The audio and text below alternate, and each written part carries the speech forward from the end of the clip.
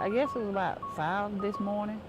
I just heard shots ringing from everywhere. It sounded like a war zone around here.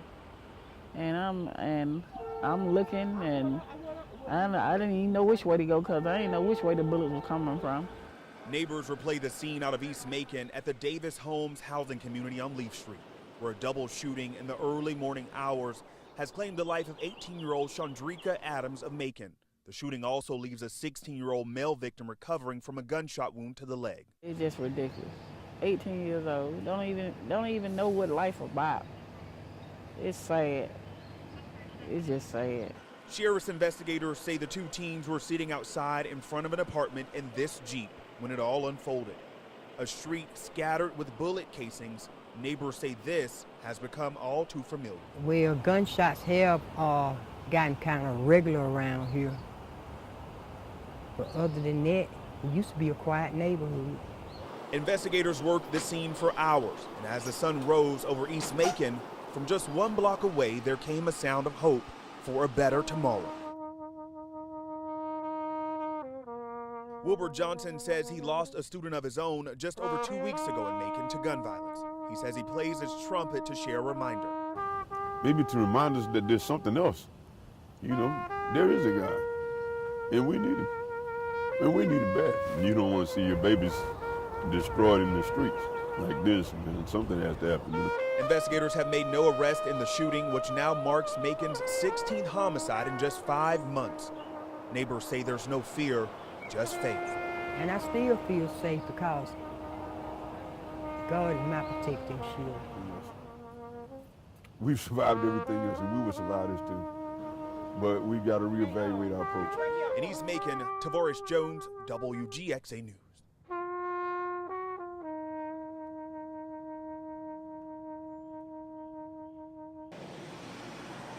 Oh, won't you wait till the sun shines, Nelly, when the clouds go drifting. Looking good. Hello, you got a good shape here. All eyes and cell phones were on the heads of some of Navicent Health's now baldest employees. I think it's some kind of like kindness because they don't have to do it, but they're willing to do it for other kids and to feel more confident about themselves. The 5th annual Go Bald or Go Home charity event helps patients like Helvin, who was diagnosed this summer with leukemia, deal with the certain loss of his own hair. It makes me more confident about myself and that I don't lose my hair. I think you know him better than I would.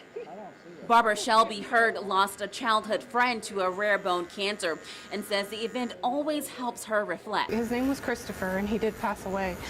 I'm sorry. And just being able to do something like this is awesome. It does come full circle, especially seeing the kids that are going through it. Oh my gosh, I can't imagine. Even though it's not easy to voluntarily give up your hair, Scott Daniels hopes this stops one idea young patients face while fighting cancer. Hopefully it'll also show the children that you're not defined by your hair. In Macon, Nikel Williams, WGXA News. All right.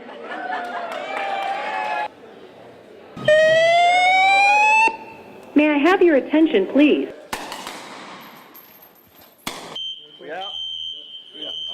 Today I wanted to observe and see if what we've been training and for and what these guys have been doing, I wanted to see it come together. Just wait right there. We got help coming, okay?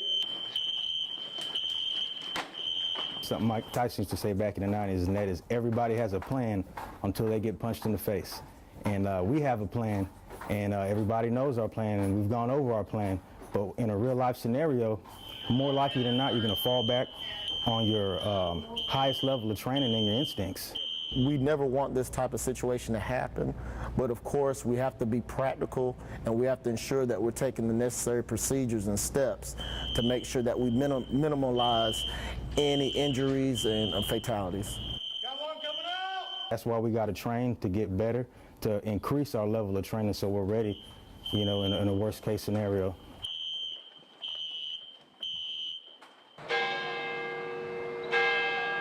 owner of Flowers by Helen, David Ellis, says having his business burned Tuesday morning came as a shock.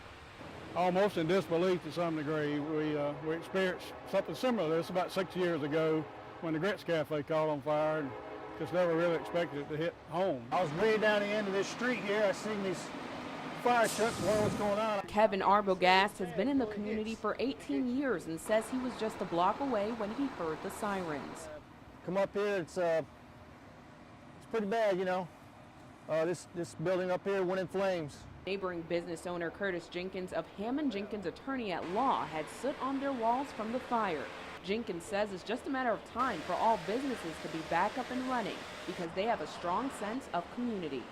We all rely on one another and help one another, and we've offered in our office suites to house their minimal operation, their office needs for the flower shop temporarily while they find some other place, and I think there have been others that have offered that to them also at no charge. We're all one big family here, and we try to work together, and because what's good for one is good for all here in the town. Ellis says the square will thrive again. We'll come back, and it's just going to give time. It's our intention is to rebuild back in the same spot where it's always been, and just give it a little time, and we'll be back, hopefully as good as it was before.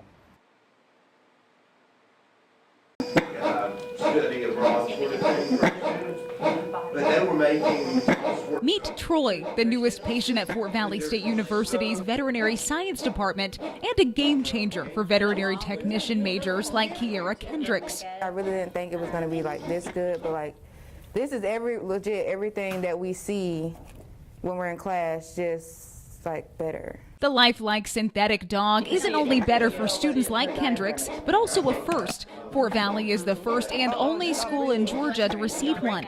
Assistant Professor Dr. Miranda Knight believes the new training aid puts the school a step ahead. We are going to be able to use this endeavor to get the students a lot more hands-on opportunities, gain their confidence on a synthetic model before they move to the live animal model. Confidence in areas like intubation and endoscoping that'll allow students to see a brighter path to their new careers. This is like a whole nother level of even like looking at a video. We look at ACT videos all the time, but this is like, it's like a whole step like towards our like future. Katie Thurber, WGXA News. And that's that, but we can provide you with as well.